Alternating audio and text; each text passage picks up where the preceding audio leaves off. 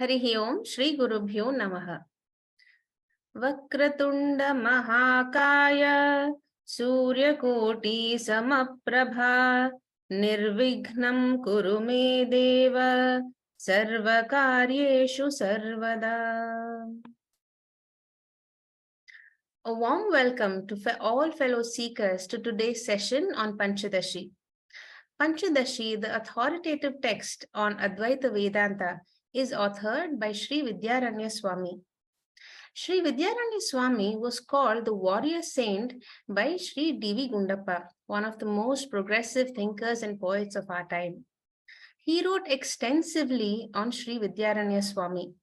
I quote, 600 years ago, the Brahmanical spirit in the sage, instead of becoming a vocation of prayer, was transformed into a courageous endeavor and contributed to the rejuvenation of the Vedas.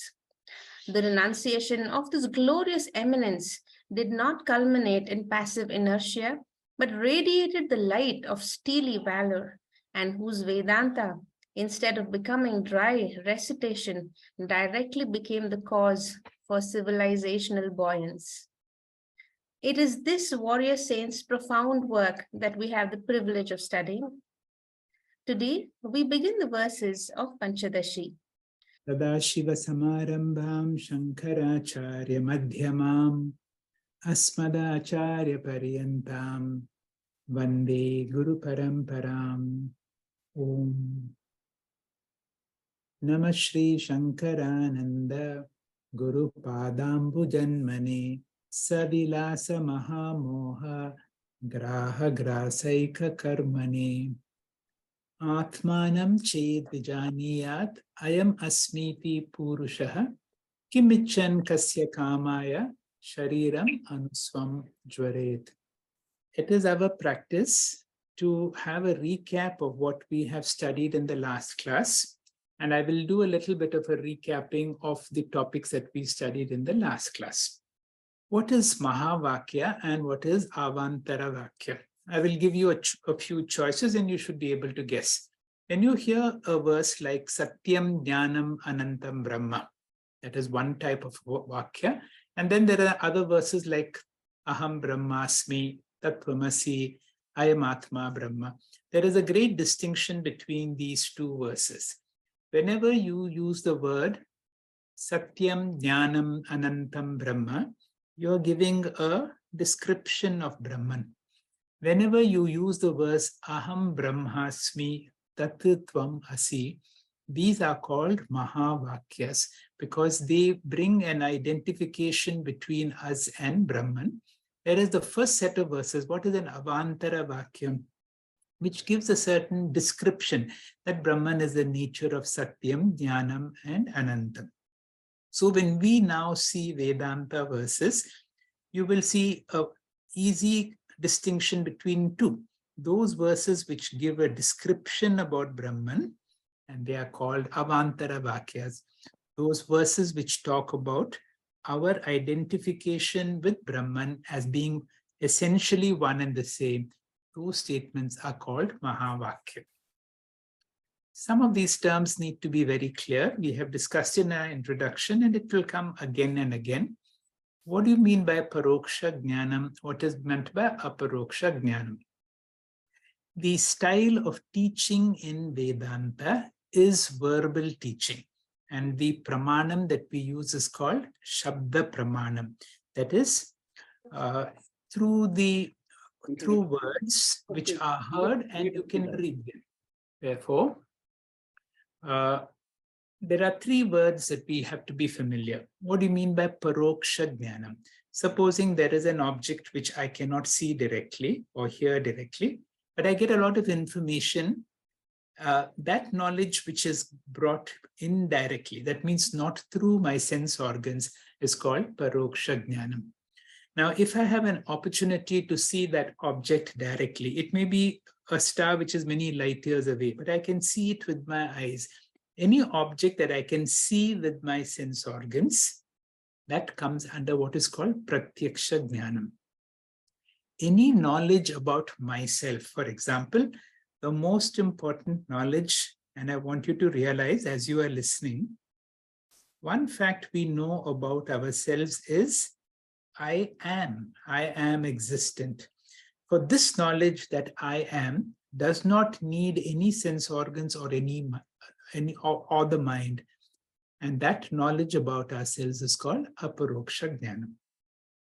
Whenever we start a new topic, just like when you're buying a new book, you turn to the back cover and you see what are the 4 things that whether this is relevant for us. What is adhikari? What is vishayam? What is prayojan? And what is sambandha? To elaborate, adhikari, for whom is this Panchadashi for? Those people, all of us, who are very keen to have self-knowledge. What is the vishaya? What is the topic that is going to give us the nature of truth? What is that truth that we are looking for? And that is the topic. What is the prayojan? To get Brahma Vidya Sukha Bodhaya. Sukha Bodhaya means very easily, very quickly, you will be able to get spiritual knowledge. And then the 4th is called Sambandham, which is a relationship between the Vishaya and the Prayojan. This is a story which all of us have to learn to teach others about those 10 boys who crossed the river. And they have a responsibility to see that all of them are safe. They have swum across and they are very keen to see if all of them have come. But in their anxiety, they count everyone except themselves. And to their dismay, they announce Dashamaha Nasti. The 10th man is missing. But it so happens that a wise teacher comes back, finds out why they are so upset, what is their problem. Looking at them, he immediately sees there are 10 people and he reassures them, Dashamaha Asti. So this knowledge that the 10th man exists, but I do not know who is the 10th man. This is the definition, what the Avantara Vakya or Paroksha Jnanam. I know the 10th man exists, but I do not know who is that 10th man. Then the teacher does a technique. Here the technique the teacher does is asks each person to count from 1 to 9. And then he finds there are 9 people there. And then he says, okay, these are the 9, the 10th man is you. Tat tvam asi, the one that you are looking for is none other than you. And this discovery is similar to a Mahavakya in that context. And here it is called Aparoksha Jnana. Now, this story comes 3 times throughout the 7th chapter of the Panchadashi. Essentially, we are using the story to be able to see what are the levels of evolution in spiritual understanding, and we will know where we stand. A lot of the world population do not know about the existence of God or Brahman, and that is called Ajnanam or unexpressed Brahman ignorance. Compared to those people who cross the river, but they have not done the process of counting, they are all happy in the sense that they do not know whether all have come or not, but that problem has not yet cropped up. Now they suddenly discover that the 10th man is missing. So there is the feeling that I do not know about Brahman, and this is called avarana or expressed Brahman ignorance. When you do not know, when you know that I do not know who the 10th man is, then worrying begins. What has happened to him? Have we lost him? This is called vikshepa. Then the spiritual teacher comes and says, Dashamaha Asti, the 10th man is there. And then there is a sense of relief that there is God. Then the teacher, through a technique, this is called Vedanta Vichara. And through Vedanta Vichara, the teacher helps you to discover that the 10th man is none other than myself. That is called the Aparoksha Jnana. This leads to 2 things. Then there is the next problem is Shoka Nivritti and Tripti. So ultimately, we are learning what is this Tripti or Purnatva. This whole chapter, the 7th chapter, is on explaining one verse of the Brihadaranyaka Upanishad, Atmanam Ched Vijaniyat. Janiyat means to know. Vijaniyat. The emphasis is one to clearly know. And that is why almost 37 verses are focused on V. That means to be able to get a knowledge without any obstacles, to get a knowledge without any, to have conviction.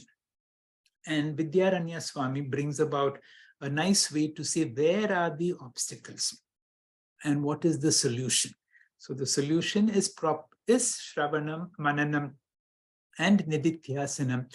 And in Nididhyasanam also he classifies into two types of Nididhyasanam.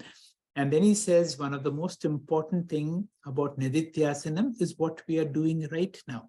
Whenever we are sitting in a class and discussing about Vedanta, tat chintanam, tat kathanam, anyon tat prabodhanam, when we are reflecting on the teaching in our own way, or even trying to teach it to our own friends. And he says this itself is called Nididhyasanam. The Bhagavad Gita is an important aspect for all of us, and we want to bring in the flavor of the Gita in the beginning of each class as soon as we have done a recap of the last class. And we will have Dr. Anupama sharing her favorite Gita verse. Dr. Anupama, please. Shri Gurubhyo Namaha. I have chosen today verse 55, chapter 2. Prajahati yata kaman sarvan partha manogatan atmani eva atmana tushta sita prajnasta dochyate. Adi Shankaracharya has said, Yani sita prajnasya lakshanani tani mumukshoho sadhanani. This means the natural trait of a jnani is an important guideline for any sadhaka like us. What is this trait?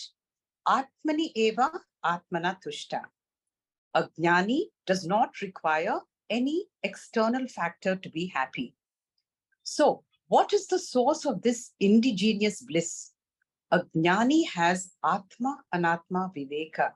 He intellectually separates his body-mind ego complex from his atma, the Sakshi Chaitanyam. He then identifies with this atma. He perceives himself as Satyam, Jnanam, Anantam Brahma. This identity is not just mere knowledge or prajna, but an emotional strength, sthita prajna. He is now a tripta purusha. So, what would he need from outside of himself? What are the consequences of this tripti? Being Ananta, he has a sense of limitlessness, and being Mukta, he is free from all bondage. He revels in unconditional tripti, Nandati, Nandati, Nandatyeva. With this sense of fulfillment, Prajahati Sarvan Kaman, he has no desires, no expectations, and there is Sarva Kama Tyaga.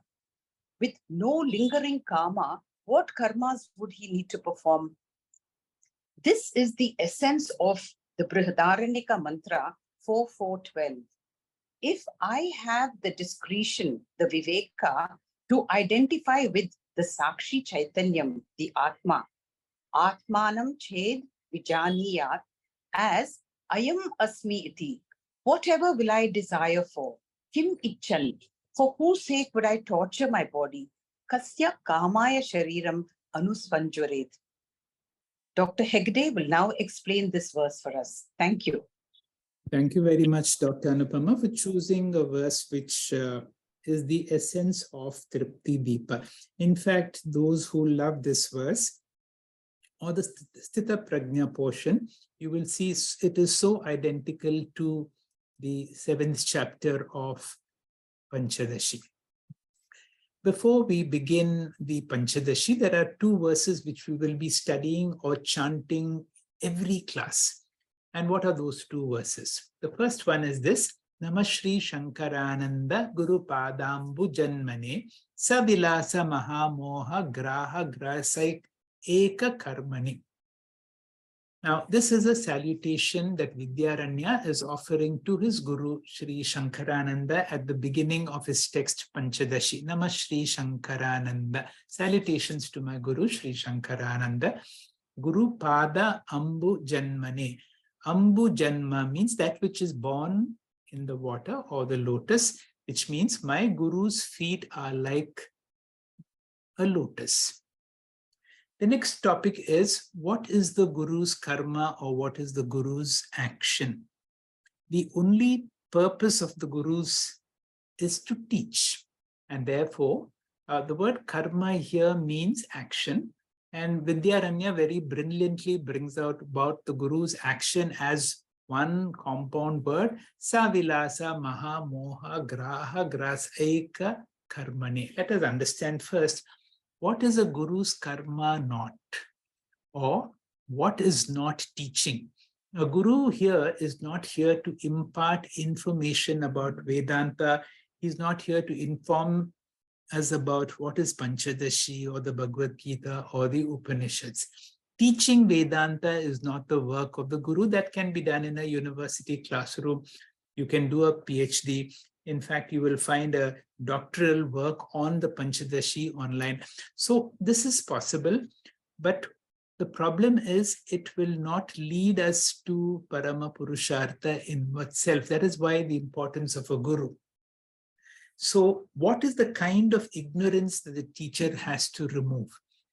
There are many kinds of ignorance. For instance, we may have medical ignorance. We may have ignorance about some engineering aspect or how the computer works. There are a lot of areas of ignorance. But there is one area of ignorance, if I do not know that, then my whole life can be a suffering. Or on the other hand, if I know about that, I'm able to attain to moksha or parama purushartha.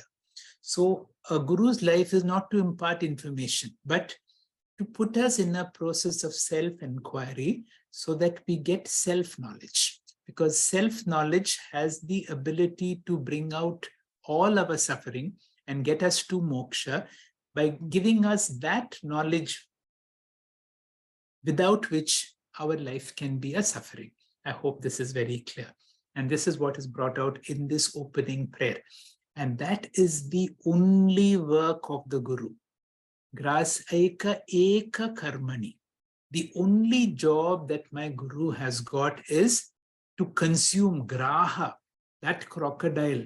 My teacher is able to consume that crocodile, which is Maha Moha Graha. The crocodile here symbolizes the great delusion, because the teacher now is able to grab that crocodile, because if that crocodile is there, if that Maha Moha is there, it can lead to a lot of suffering. Now, Savilasa. Savilasa is the vikshepa that comes along with Ajnanam. Because I do not know the reality of the rope, I imagine a snake, and that imagined snake can bring about a lot of suffering. So there is Ajnanam, Adhyasa, and the Adhyasa or wrong identification, the superimposition. That superimposition here is Savilasa. And my teacher has the ability to destroy that ignorance and all that is built up because of that ignorance. And this is my Guru's only job. This is the opening prayer. Let us be very clear about that meaning. Namah Shri Shankarananda Guru Padambu Janmane Savilasa Mahamoha Graha Grasaika Karmane. And this is that beautiful verse of the 298 verses. 297 verses will be explaining only one verse of the Brihadaranyaka Upanishad. Atmanam ched vijaniyat ayam asmiti purushaha kimichan kasya kamaya shariram anusvam jwaret. You will see the teacher does not digress from this even once. All the time his attention is on this mantra. Every human being should know his true nature or Atma. Purusha refers to the human being. Vijaniyat should be very clear. Right now, I know I am a human being. I'm a limited human being. As clearly as I know that I'm a limited human being, the Guru will try to teach us that you are the limitless Atma. I am Asmi. This should be not a paroksha jnana, but an aparoksha. It should be known directly. And the second line, this is the first line. The second line talks about what is the benefit of knowing. You get tripti or total fulfillment. Any desire is possible if there is an objective desire and there is one who is the subject of desire. Now, when the desiring subject is the apurna ahankara, because I think I'm limited, avidya kama karma. So karma comes because of avidya. But here, when there is vidya, there is no karma. Now, the entire world now becomes mithya. It becomes irrelevant for a person who has attained to sarvan kaman prajahati. Now, there is no bhokta or bhogya. After jnanam, the world has become mithya. There is nothing to anchor for. And what is there to struggle, therefore? A person attains to purnatva. Dr. Anupama will explain the second and the fifth verse. Dr. Anupama, please. Shri Gurubhyo Namaha, verse 2.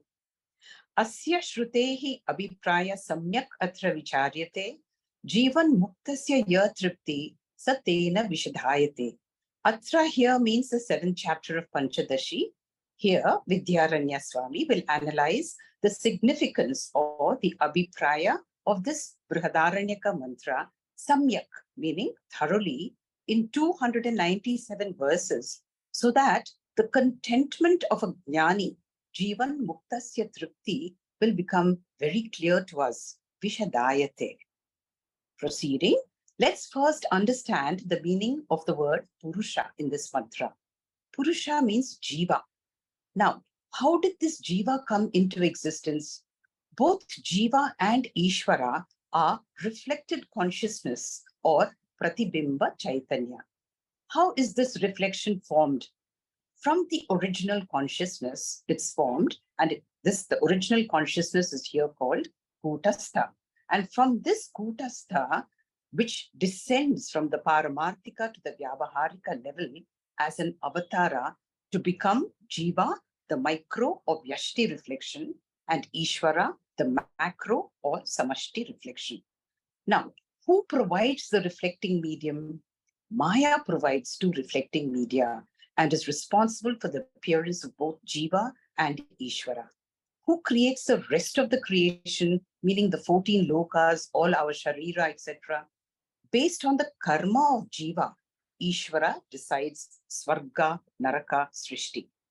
So, Ishvara Srishti begins with the visualization of creation. This is called Ikshanam. It is a mental assessment done by Ishvara as Karma Paladhata. So, in accordance to this Ikshanam, there is the formation of a reflection of this original consciousness in each and every Sukshma Sharira. This is called Anupravesha. With this Anupravesha, a Jiva manifests. So, we see that Ishvara creates this objective universe, and we, the Jivas, create sorrow out of it. How? By developing desire and attachment. Verse 5 goes like this. Brahmadishtanam bhutatma kutastha sanga chitvapuhu anyonya adhyasataha asanga dhista jivaha atra purusha. This mantra explains to us why it is difficult to distinguish between Kutastha, the original consciousness, and Jivatma. We just now heard that when the original consciousness is reflected in the intellect, that means when Anupravesha happens, there arises an individual I, the Purusha, the Jiva. And this Purusha has no real relationship with the original consciousness. Why? Because they belong to two different planes of reality. The mind is Vyavaharika Satyam, therefore Mithya, and the original consciousness is Paramarthika Satyam, There is no corridor that can connect the two. What is the nature of this original consciousness? According to this verse, Brahmadishtanam Bhuta Atma, meaning the original consciousness is the Adishtanam of Brahma, which is the Mithya mind, the Chidabhasa. Kutastha Asanga Chit Vapuhu, the original consciousness is Kutastha, meaning changeless, and Chit Vapuhu, it is of Chaitanya Swarupam. So, is Chidabhasa, the reflected consciousness, the same as original consciousness? The answer could be yes and no. How so? For example, when we are seeing some old photographs, we say, where am I? And not, where is my picture? So we are equating the reflected consciousness with the original consciousness. We know reflected consciousness is inert and original consciousness is sentient. This is called Bheda Abheda Sambandha. Krishna in chapter 4 has said, I have revealed the Vedas in the beginning of Srishti. Arjuna is puzzled. How could his contemporary Krishna have existed at that time, the beginning of creation? Krishna only means to say, I, the Avatara Vishnu, and the original Vishnu are the same. Why? Because the original consciousness takes avataram as reflected consciousness, the Jiva. Why does this Brahma or confusion between Jiva and original consciousness occur? Vidyaranya Swami says, Anyonya Adhyasataha, meaning there is a mutual transference of attributes between the original consciousness and the mind.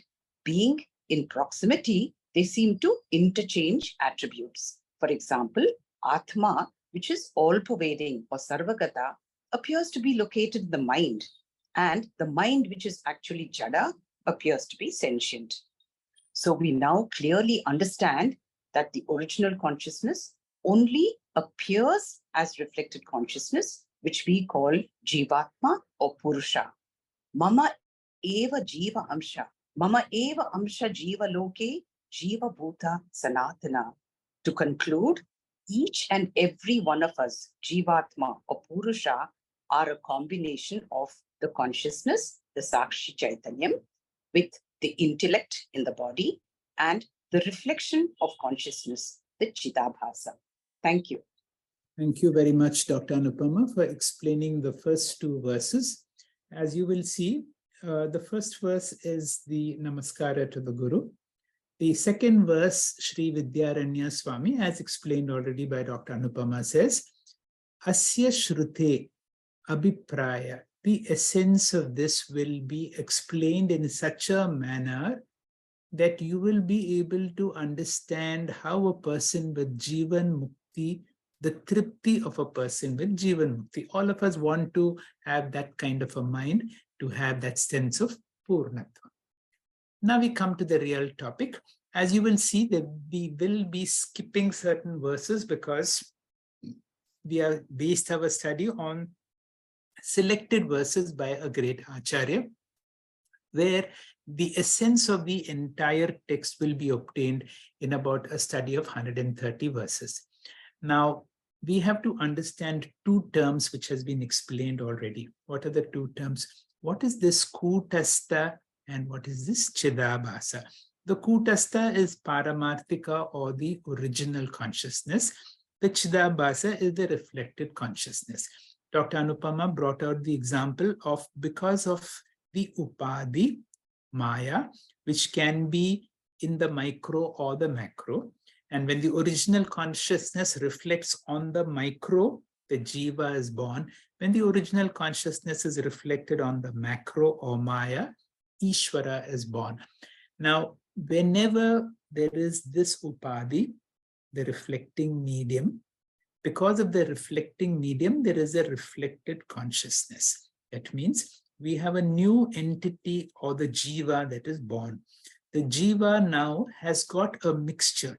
All the time, remember, we are a mixture of original consciousness, which is Atma, and the reflected consciousness, which is Anatma. Because of ignorance, we tend to identify with the limited, which we will see in the next verse. Neeta, please. Hari Om Shri Gurubhyo Namaha. In these verses, Vidyaranya is analyzing the Brihadaranyaka Upanishad mantra 4.412. Which translates to the mantra translates to, if a person knows clearly his true nature is the Atma Chaitanyam, that is Nitya Shuddha Purna Atma, then what desires can he have? All his feverish activities will be ending. He won't have any activities. The mantra mentions Purusha. I've highlighted that. Vidyaranya refers the same Purusha as Jiva or Chidabhasa. And our Guru translates Chidabhasa as reflected consciousness. So we will be interchangeably using all these four words: Jiva, Purusha, Chidabhasa, or reflected consciousness. Vidyaranya points out that even though we define Jiva or Purusha as reflected consciousness, we should always remember that the Jiva cannot exist alone, because a reflection cannot exist independently. This reflection of consciousness is not enough to give the body sentiency and life. So whenever I use the word I, it is a mixture of Jiva and original consciousness, the Atma Chaitanyam. They are inseparable. Just as the reflected face in the mirror presupposes the original face, the original face has to be there for the mirror image to appear, right? The reflection of the sun in the bucket of water necessitates the sun shining in the shining out there. The individual jiva cannot exist without the substratum of pure consciousness. Now, even though we are a mixture, until we study the Shastra, we do not know this truth. We focus our attention upon the Jiva part because Jiva part is more evident than the original consciousness part. So always when we watch TV, is the screen evident or the characters evident? So you can see on the same slide. Satya background screen is not even seen, but the Mithya characters are seen. They are not even real, they are just images, but still we can see the characters, but we can't see the background screen. Same way, the Mithya body-mind complex is seen as the real self, but not the real original consciousness. The Brihadaranyaka mantra states, Purusha should know the Atma. That is, Jiva should know its real I, the substratum, the one that gives existence and consciousness. The Upanishadic mantra wants to make it clear that Purusha should know itself as an object and not as an object, but as the very subject. I myself, I am Asmi, is in quotation in this mantra. The mantra advises the Purusha to recognize the real I.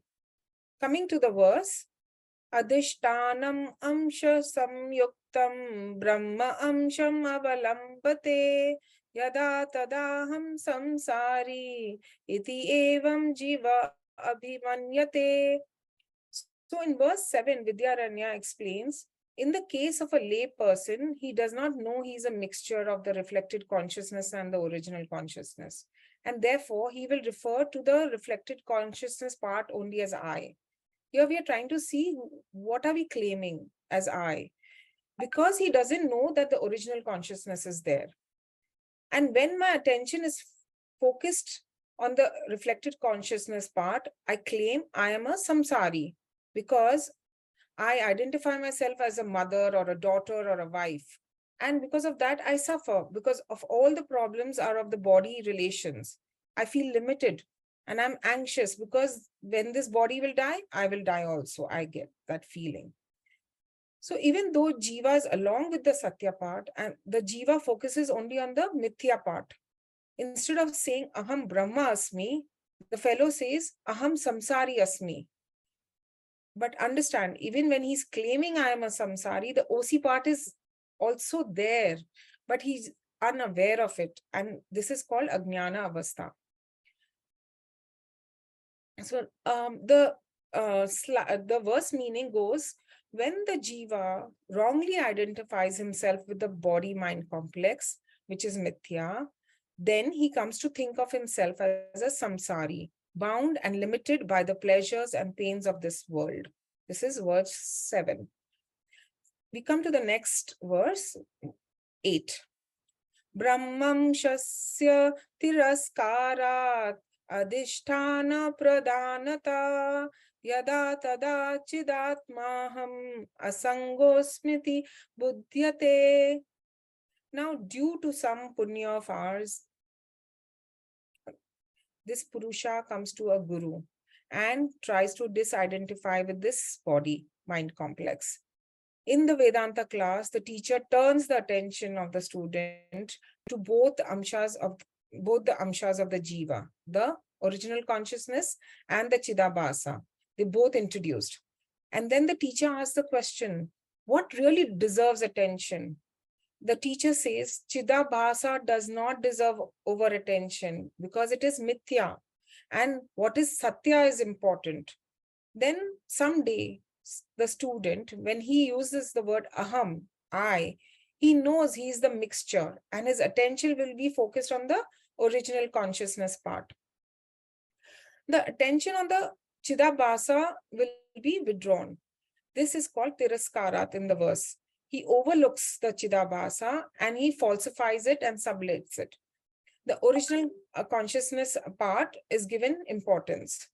This Jnani deliberately discounts the reflected consciousness as it is mithya, and he claims the original consciousness part only. He will not say, I have birth, I will travel after death. He will not say, because of my prarabdha, I'm suffering. And neither will he expect his children to do Shraddha Tarpanam. So the verse 8 translates to, when the Jiva gives up his attachment to the delusionary aspect, the nature of the substratum becomes prominent. His true nature becomes predominant. And then he realizes, I am the unattached, pure consciousness. In conclusion, whether I am free or bound depends upon which part of aham I am using, which part of aham I am claiming. If I claim abhasa amsa, am I claiming the abhasa amsha or the adhara amsha? Am I claiming the reflected image or the real self? That decides if I am a samsari or I am a wise one. The Brihadaranyaka Upanishad advises Purusha should know well the real I, because once known, then what desires or anxiousness can he have? Kim icchan kasya kamaya shariram samjwaret. Start the day with the substratum dominant I. I am asangha, nitya, shuddha, buddha, akarta, abhokta. I am of the nature of pure eternal consciousness. Claim the real self. Associate the I with the pure, infinite, unchanging self, Kutastha, and then act and speak accordingly. We will now listen how and when the Jnani wants to refer to the functions of the body, mind, and he wants to interact with the world. He will use the same I, but this time he will use it with awareness and viveka buddhi. Hari Om. Thank you very much, Neeta. This is an important message that in the conclusion slide that we have got so far, that all of us are of a mixture of Atma and Anatma. When we do not have spiritual knowledge, we identify with the Anatma and suffer all the limitations of the body and mind. But once, because of a guru, we understand that we are a mixture. One is Satya and the other is Mithya. And therefore, if you identify with the Mithya, we suffer limitations. But if you disidentify, tiraskarat, if you are able to disidentify from the Mithya aspect and log on to the Satya aspect. More details in the subsequent verse, which will be explained to us by Sukanya. Sukanya, please. Hari Om.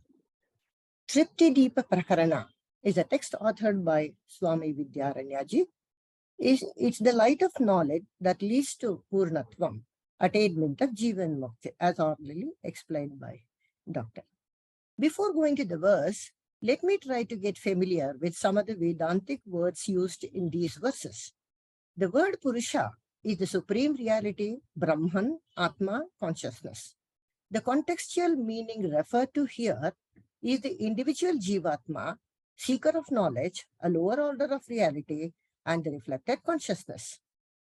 Kutastha is the all-pervading total consciousness, the knower of the changing experiences without itself undergoing any change. It's also referred to as the adhishthanam, substratum of the changing experiences in the world. Chidabhasa. In Vedic terms, it's ahankara. In literal terms, it's the ego, sense of pride, sense of individuality, sense of being who you are. It is the collective thought experience in the mind. It has no independent existence.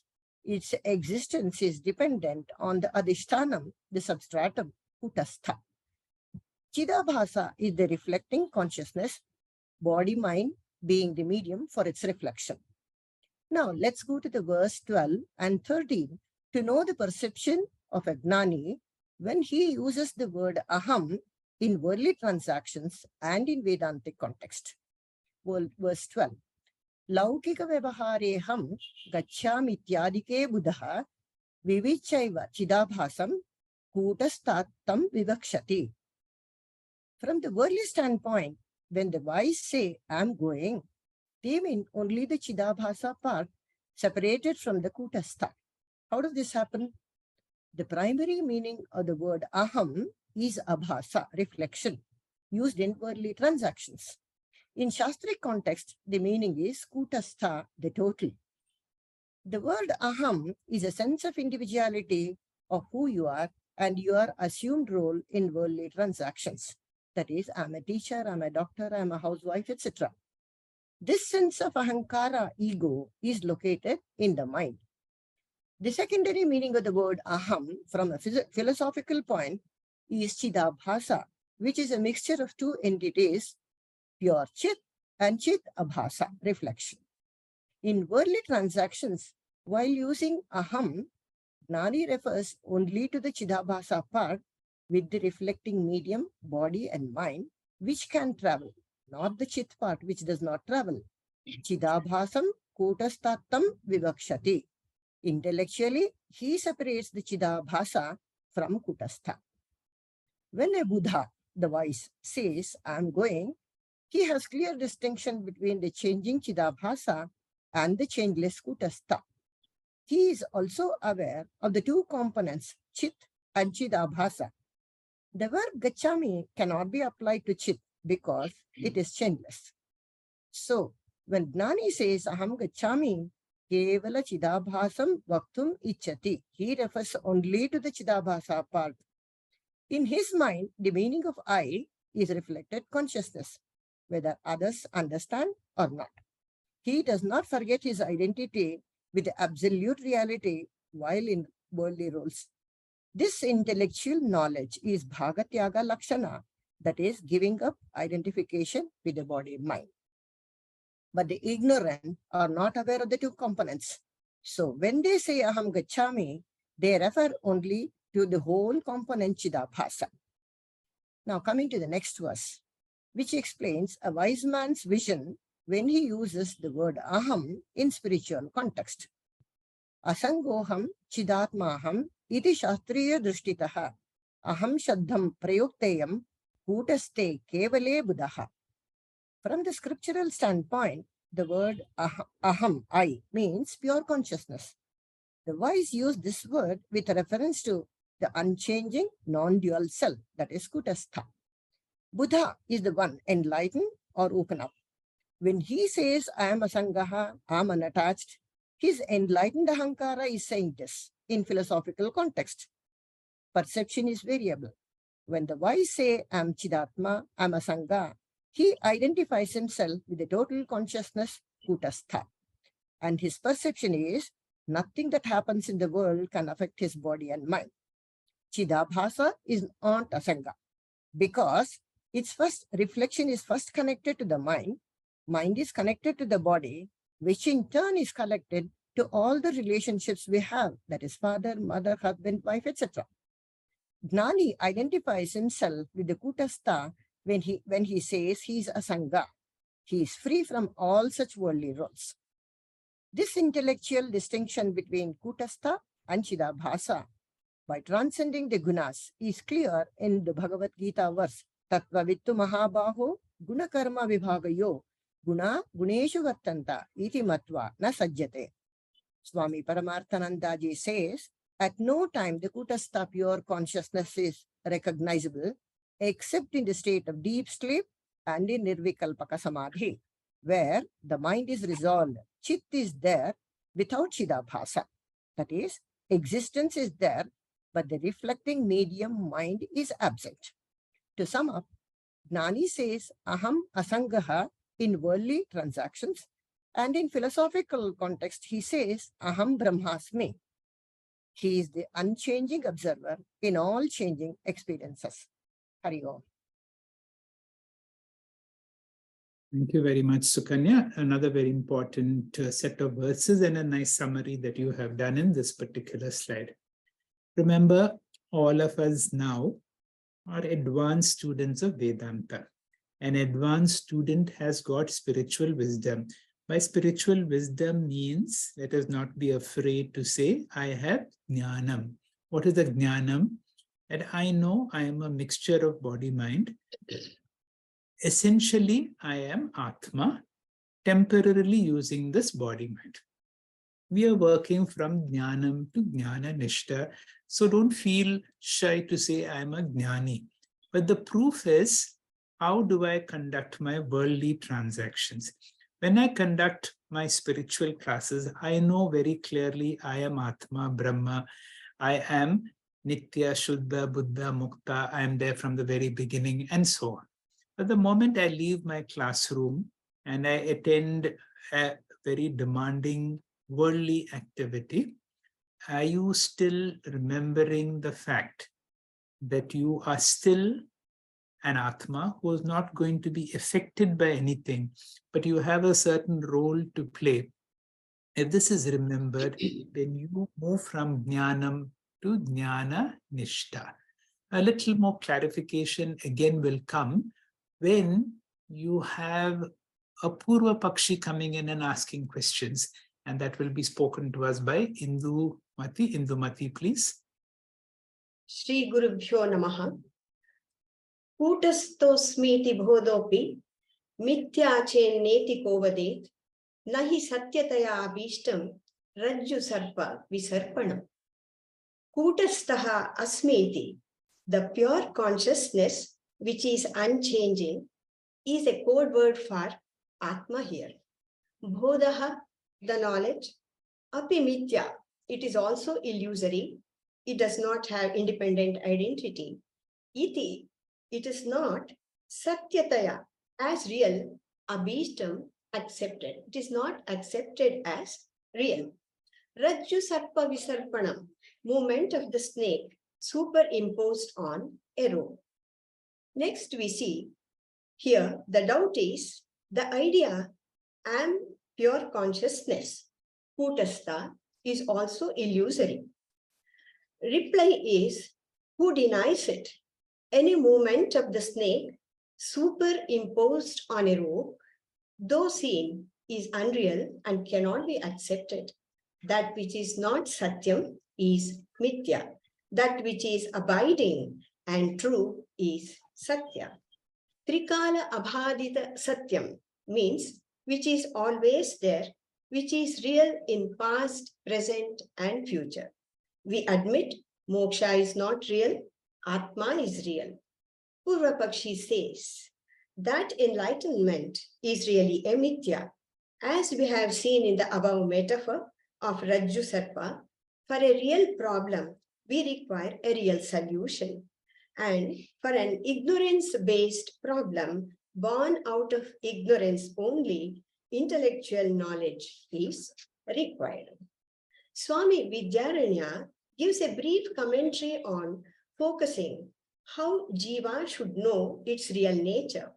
The Kutastha Swarupa he defines Jiva as a mixture of the original consciousness and the reflected consciousness, the Chit and the Chidabhasa.